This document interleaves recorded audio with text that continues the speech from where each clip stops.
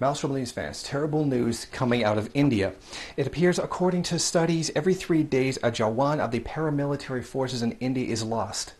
Not to being killed in action, but to their own hands. Every 3 days a Jawan kills themselves. They commit suicide.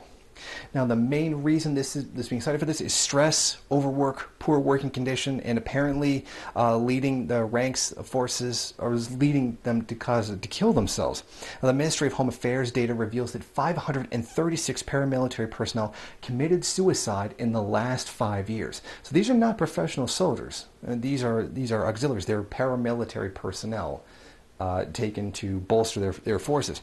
Now, a chunk of the incidents have taken place in the Central Reserve Police Force, which is highly responsible for the anti-Maoist operations in India. Those whose job it is to suppress the revolutionary movement are killing themselves because of the stress and overwork that's forced on them by the government. The CRPF accounts for nearly 40% of the suicides that occur in all paramilitary forces. As many as 204 CRPF Jawans committed suicide between 2008 and March 2013, followed by the Border Security Force, whose 172 personnel took their own lives. Right now, the Home Ministry says they are trying to figure out why this is happening.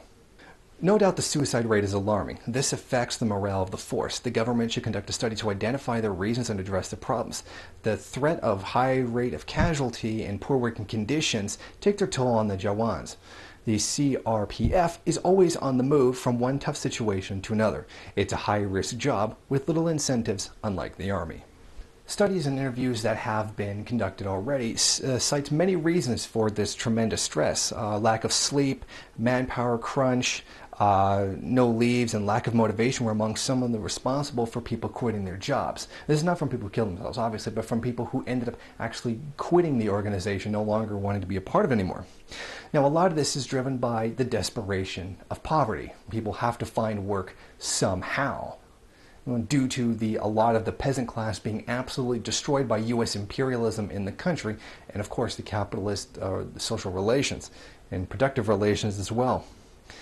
Now, they're trying to escape this government oppression, knowing that the people that they're fighting, I suspect a lot of them think that when they do go to fight the Maoists, they're fighting people who are against the very thing that's coercing them into fighting the Maoists.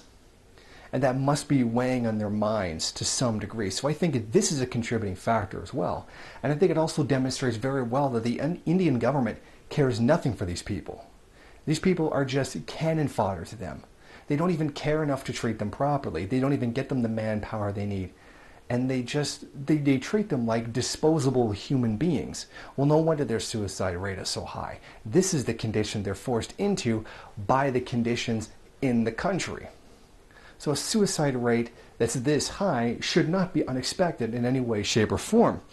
Now, the government, this is the irony of it. The government takes advantage of poverty in order to get these people to fight against another group of people for the ruling class's interest. Take advantage of poverty to fight to preserve poverty. Now, on the other side, the Naxalites recruit from the poor to fight for the poor, to end the poverty that's causing them to be this way. Now, a lot of the right-wingers like to cry that revolutionary movements take advantage of the poor by recruiting from them, taking advantage of their desperate situation, while realizing in no way, shape, or form the tremendous hypocrisy that's actually coming out of their mouths. Capitalism takes advantage of poverty all the time, in every way, shape, or form that it can, where it's profitable. The government is taking advantage of the poverty that it creates. Capitalism is taking advantage of the poverty that it creates to get people to fight for a system that continues those very same conditions. Meanwhile, the Maoists actually fight to end those conditions. The Maoists fight for the people, with the people. They are the people. They're not a huge bureaucratic manipulative mess like the Indian government, controlling people for their own ends. They are the people struggling against the conditions that lead to such desperate poverty. And that is what right-wingers don't understand. That is what the imperialists won't get, and why in the end they will lose.